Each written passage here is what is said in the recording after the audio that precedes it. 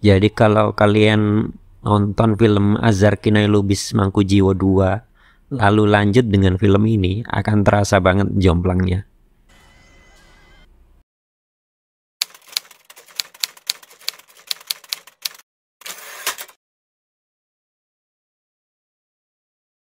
Kamu ngapain nelfon Bun ya? Aku yang ibunya, aku yang tahu kebutuhannya apa. Ya? Salam sinema, sahabat sinemalogi. Spirit Doll adalah film horor yang disutradarai Azar Kinai Lubis.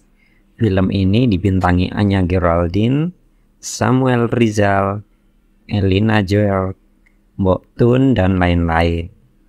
Spirit Doll bercerita tentang Dara Lazuardi, seorang aktris yang dikenal sebagai ratu horor yang diperankan Anya Geraldine. Dara kembali ke dunia hiburan setelah banyak mengalami kejadian tragis yang menimpa keluarga kecilnya, yaitu sang suami ketahuan selingkuh dan putri sematawayang mereka tewas kecelakaan.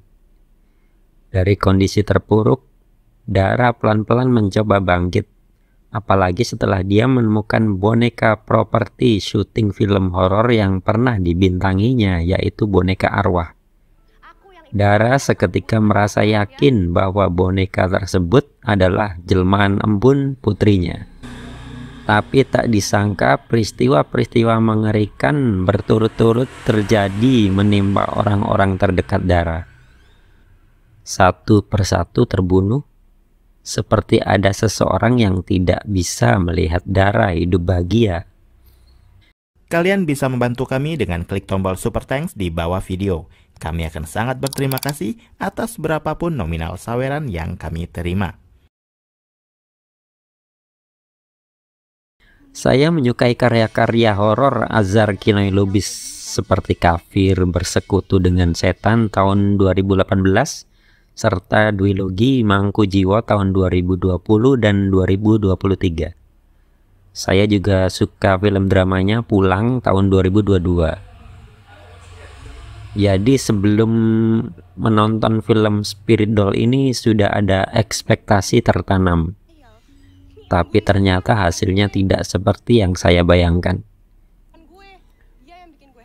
Boneka ala Spirit Doll sendiri pernah tren kala pandemi di kalangan selebritas seperti Ivan Gunawan, Ruben Onsu, Roy Kiyoshi, sampai Lucinta Luna.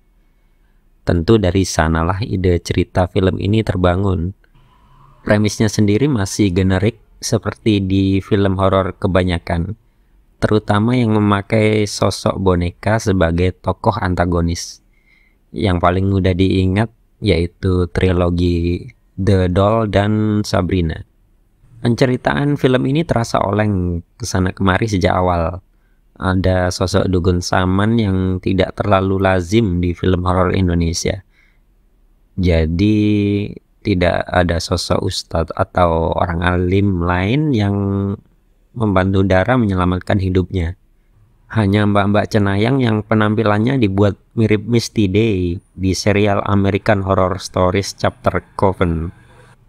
Saya bahkan kurang sreg dengan penampilan Anya Geraldine yang entah mengapa seperti tidak mau terlihat jelek di depan kamera.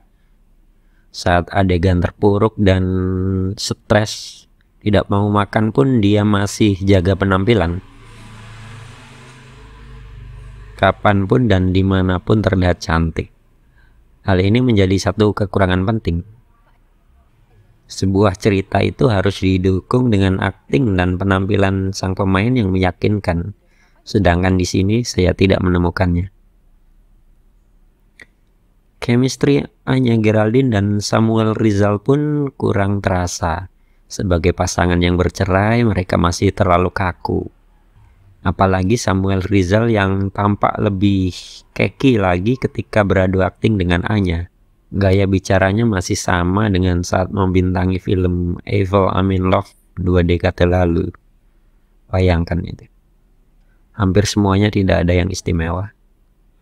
Untung ada adegan yang bisa memancing gelak tawa, seperti ketika Dara kedatangan dua teman penata rambut yang rempong. Dan saat masuk adegan dihantui boneka arwah, duar, meledaklah tawa penonton sebioskop. Di antara semua adegan di film, penampilan dua perempuan seutuhnya inilah yang paling berkesan menurut saya.